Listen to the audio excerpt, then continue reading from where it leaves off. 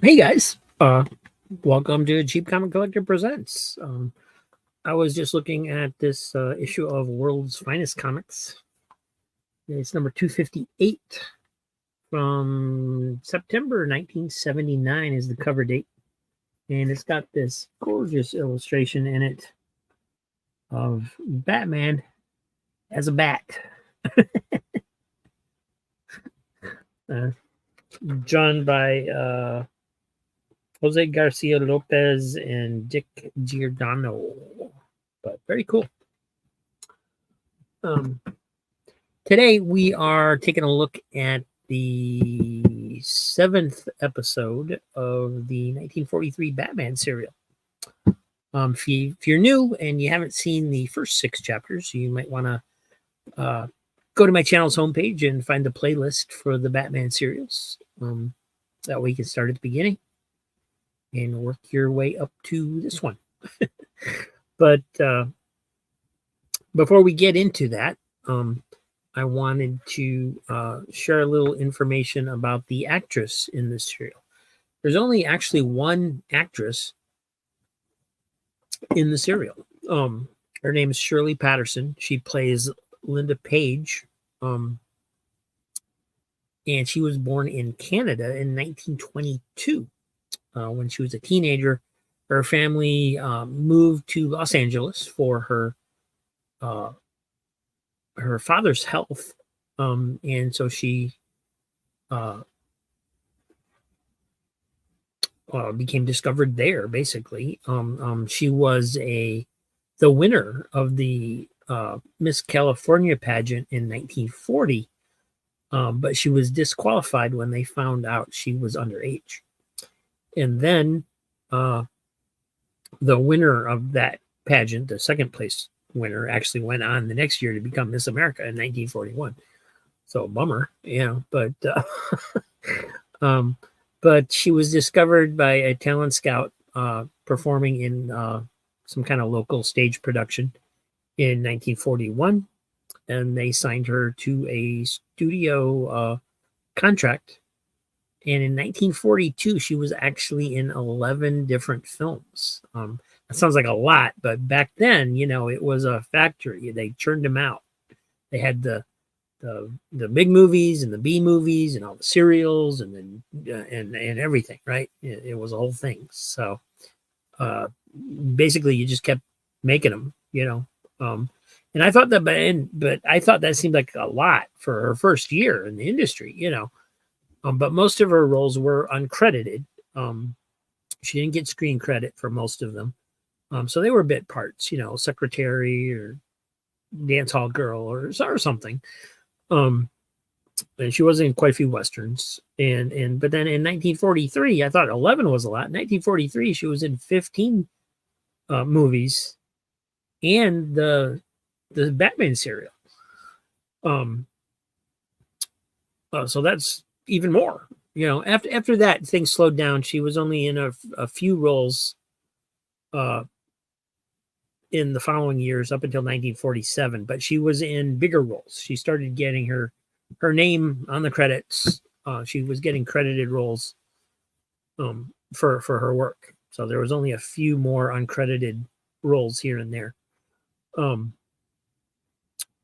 sometime in that period, or in the 40s, she was actually in a Three Stooges film, one of their shorts. The short biography that I read on the Internet Movie Database said that she was known for being in the Three Stooges shorts, but they only have one actually listed as her appearing in them. So I'm not sure if whoever wrote that generalized, or if because they're uncredited roles, they just don't have them all listed. So she could have been in more, but she was in the Three Stooges short Spook Louder as a secretary, and it was an uncredited role. After 1947, she basically retired from acting. She got married. She had a baby, so she was raising her baby for like the next 6 years. And then she returned to acting with the stage name of Sean Smith. which seems kind of strange. Smith was her married name, but Sean, since I've never heard of Sean as a girl's name, I may be wrong, but I've never heard of that. But perhaps that helped her get noticed and get roles, because it's any little thing that can help you stand out. Back then, I think people tried to do just to get noticed and get the acting roles. So, from 1953 to 1959, she basically had a whole nother second acting career. She was in some TV shows, an episode here and there, this and that, and some, but also some movie roles. She was in the 1957 film The Land Unknown, which I believe, it was a science fiction film. And then in 1958, she was in the kind of the cult classic film It, the Terror from Beyond Space. Unfortunately, in 1958, she broke her leg. And that basically ended her career because she was in a full leg cast for a year and a half cast for 6 months after that. So it's kind of funny. She's in a full cast for a full year and then a half cast for half a year. But, nothing funny about breaking your leg, but that effectively ended her career. She passed away in 1995, living in Fort Lauderdale, Florida, and she was 72 years old. And that's pretty much it. That's all I could find out about her. She was in quite a few films. She was in the Harvey Girls, but again, an uncredited role, so just one of the girls in the background, and so forth. So she had a nice little career. Not wasn't really a headliner, but she probably could have been. Because she seems like she was popular. I mean, she was in 11 films the first year, 16 films the next year. That's a lot, even back then, I think. So, but of course, when you were a studio contract player, you just did the roles they assigned to you, right? Especially if they were uncredited roles, you just had to keep working. So, anyway, we're gonna take a look at the episode 7 of the Batman serial from 1943. It is called The Phony Doctor. That sounds like a Three Stooges skit, like right there. No, I didn't preload the video. Give me a second and I will find that video for you. It was right here a minute ago.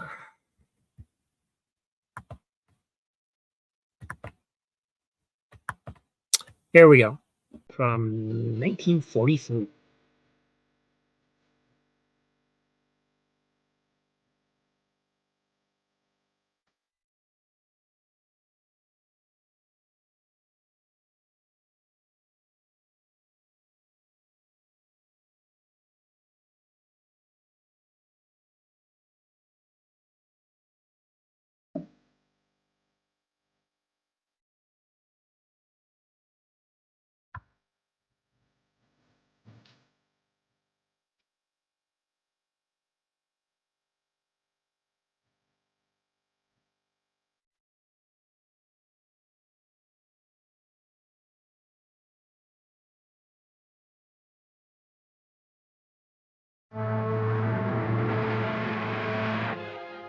Docker's hirelings seek to steal the map of a rich radium mine.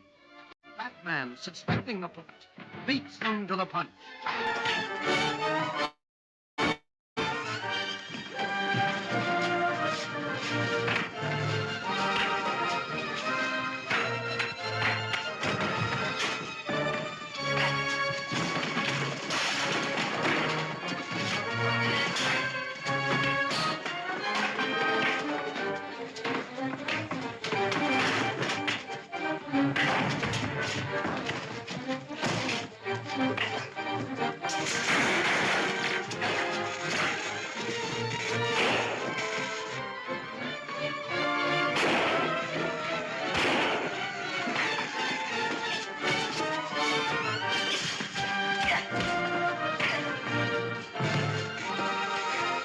Let's get out of here before that chemical reaches these wires.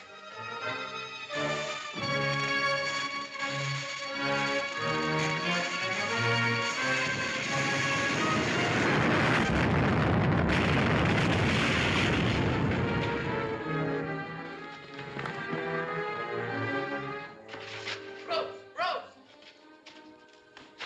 Alfred, come here, I found it. Oh, sir. Boy, are you lucky. These beams formed an arch and protected you. You're indeed most fortunate, sir. You think that half a beard is better than none at all, Alfred? Oh. Oh. I forgot. We better phone Colton right away. Yes, those men will probably try again. If I had to have a nurse, why didn't they send someone that knew how to play cards? I'm sorry. Yeah, I know you're sorry. You're always sorry. You're the sorriest man I ever knew.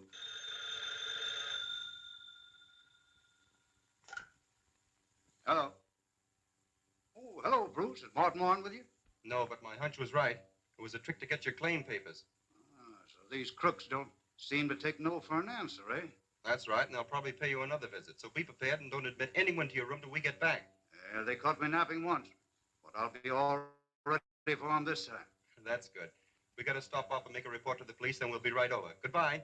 I hope that bunch of crooks do come back. You'll find they ain't playing with a kid. Come here. Hold this coat for me, will you? I've been up against a lot tougher hombres than that bunch of tin horns ever thought of being. What's the matter? Little gun shy, eh? Don't worry. I've been handling this little toy for 20 years. Come here. Let me show you something. See that? That's my little black widow. It's only got 2 bites, but both of them are fatal. Give me a hand, my coat. Yeah, no. There you are. Now, you see? You can't see a thing. But when I need her, I just do this. There she is. Say, that's pretty good. Pretty good nothing. That's perfect. So you see, son, I need a nurse about as much as I need a hole in my head. So you just breeze along. And I'll be glad to see you sometime. But I hope you'll learn how to play pinochle. It's too bad you didn't let us look into this instead of taking it on yourself to investigate. We only went there on a hunch. I had no facts to give you. Say, this looks like one of them. Yeah, it does. Ah, that's Sam Fletcher, a former civil engineer. He did a stretch in the state pen. They released him about a year ago. No record of him since. I'll have Fletcher picked up, and then when you meet him face to face, you can tell whether he was one of the men who attacked you. Well, thanks, Captain. Give me a ring anytime. You bet. Send Everly in here, if he's awake.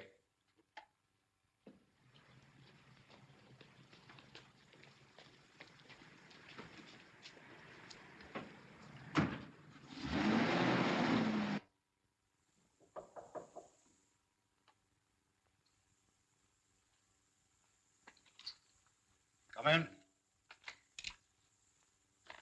Stand where you are and state your business.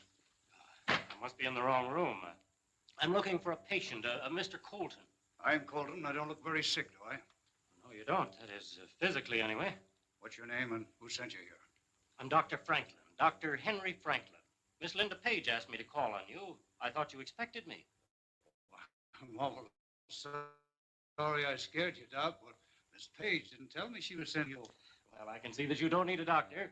I might as well run along. It's all right. But as long as I'm here, why don't you just let me give you a quick check? I'm going to have to report to Page, and I can't lie to her. I wonder pills. That's fair enough. If you'll just sit down now and relax. You know, Doc, women are funny creatures. Always worrying about a man's health. That's right.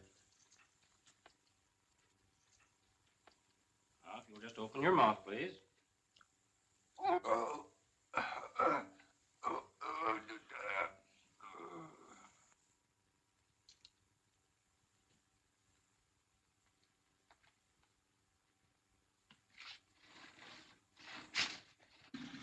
There's the signal. Here we go.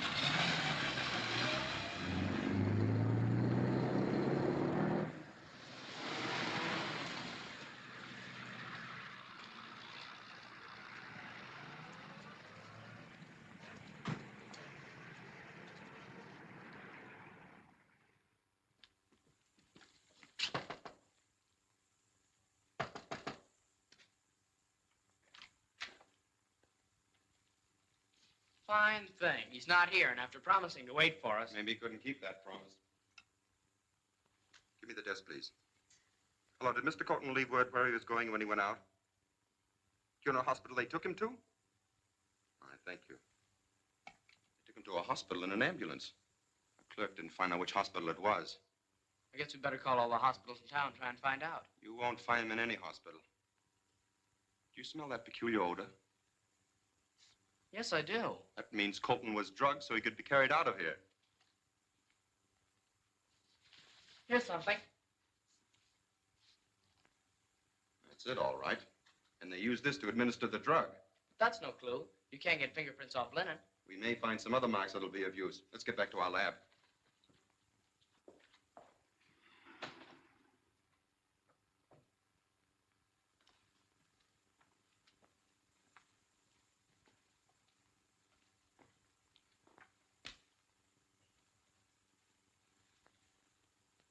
Well, so this is the great Mr. Colton, huh?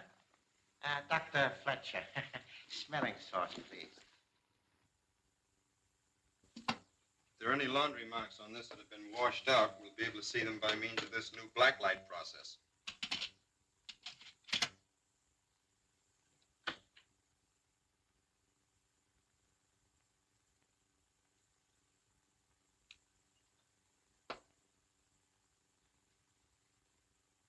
See that mark in the upper corner? It's a Japanese laundry mark. I never heard of a Japanese laundry. I know of one. It's downtown, the warehouse district. We'll go down there tonight and have a look around. The claim papers are in a safe deposit vault where you can't get your thieving hands on. We do not need the papers. After you have shown us your mind, we will file a claim for it. Yeah? Well, I'll never show it to you.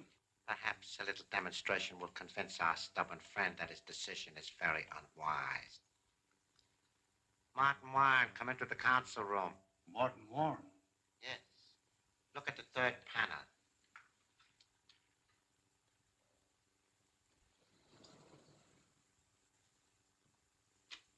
Martin.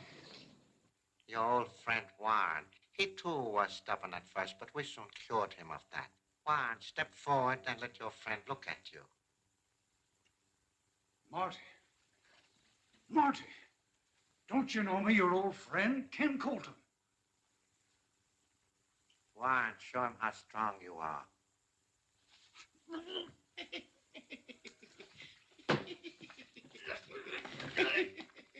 Stop it, Warren. That is enough. Now go to the door. Well, you have your choice. You can either show us the mind of your own free will, or we will convert you into a zombie like your friend Warren. All right. I'll do as you say. A very wise decision.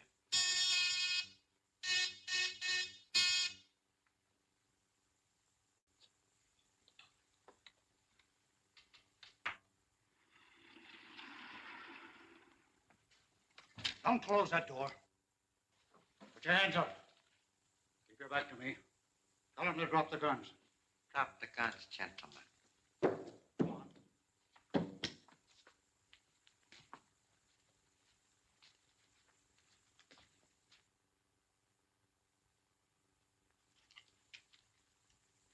Go on.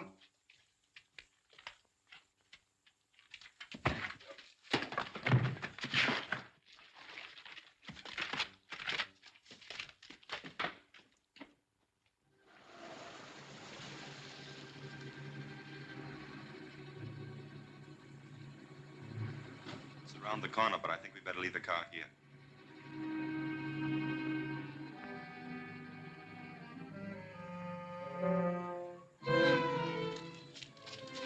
What are we coming to this dump for? Dagger's got some supplies stashed away here. We'll leave tomorrow when we go to Colton's mine. Well, let's make it snappy.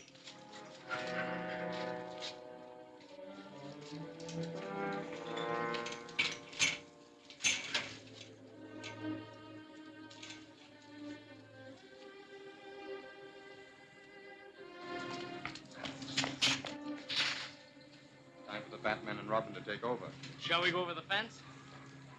No, the roofs will be easiest. No. That thing would be at the top floor. Come on, we'll go up the stairs.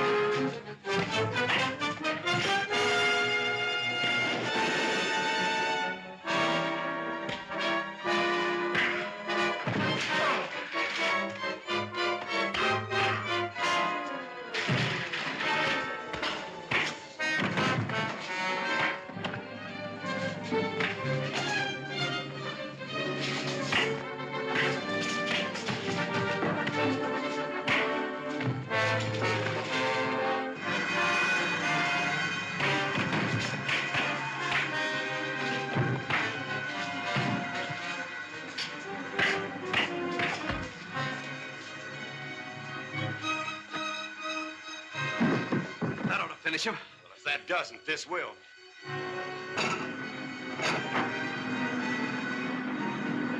Let's get out of here.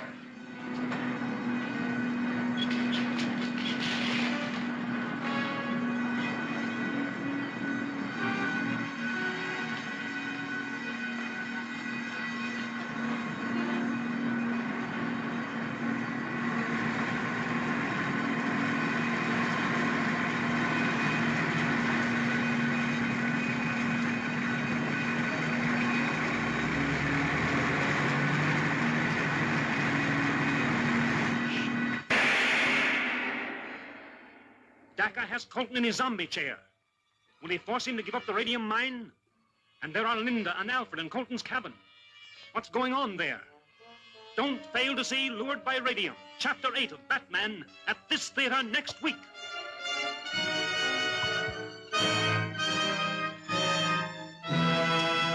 Thanks for watching, everybody. And if you enjoyed it, please hit the like button and the subscribe.